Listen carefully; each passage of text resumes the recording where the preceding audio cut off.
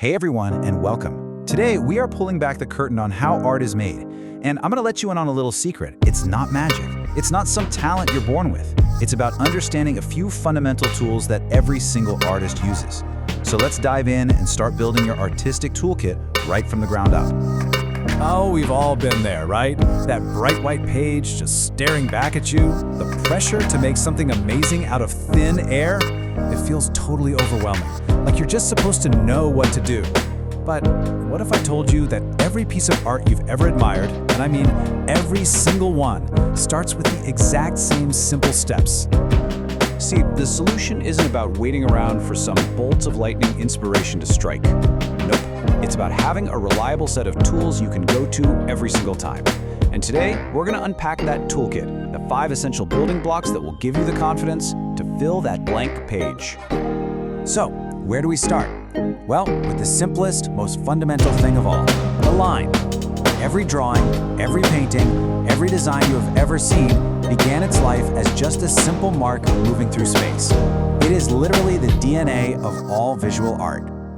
So what even is a line? Well, at its core, it's just a dot that went for a walk. Seriously, that's it. The path of a moving point. It might sound almost too basic, but this one idea is the foundation for everything else. It builds shapes, it shows movement, and believe it or not, it even creates emotion.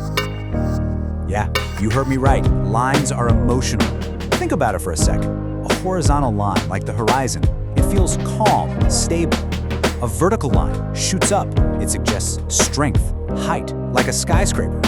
Diagonals, they are pure action and energy.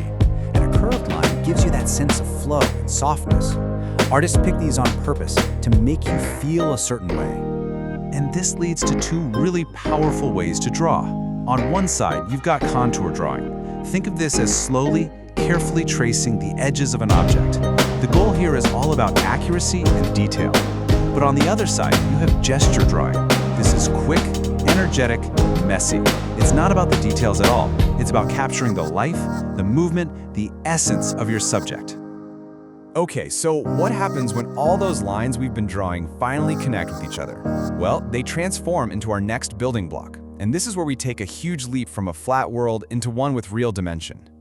So when a line loops all the way around and meets its own end, you get a shape, a flat, closed-off space. These are the basic shapes you learned as a kid, you know? Circles, squares, triangles. They're the absolute basic components of everything. Just look around you right now. I guarantee you can break down everything you see into these simple shapes. So, how do we make these flat shapes feel real? This is where the magic really starts to happen. You start with a simple, flat 2D circle. Then, you think about light. By adding shading, darker spots where light is blocked and lighter spots where it hits, that flat circle suddenly transforms. It gets volume, it gets depth, and poof, it's a 3D sphere. You've just created a form. Now, making a 3D form is a massive step, but to really bring it to life, we need 2 more key ingredients. So let's talk about the tools that give our art realism, mood, and just pure emotion, light and color. You know that shading we were just doing? That actually has a technical name. We were playing with value. Value is just the lightness or darkness of a color. It's the whole range from pure white to pure black, with all the grays in between. This is the secret to making things look 3-dimensional.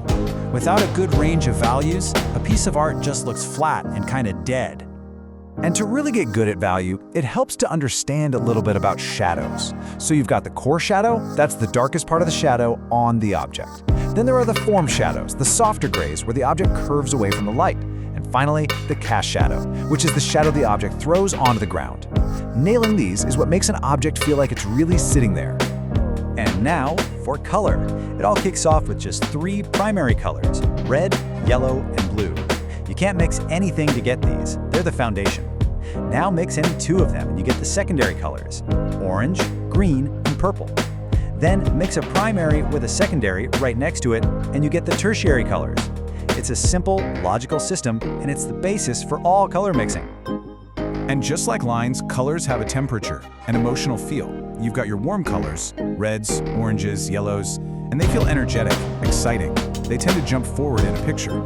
Then you have the cool colors, blues, greens, purples, which feel calm, peaceful, and they tend to sink into the background. So an artist's color choice isn't just for decoration. It's a huge tool for setting the whole mood of a piece.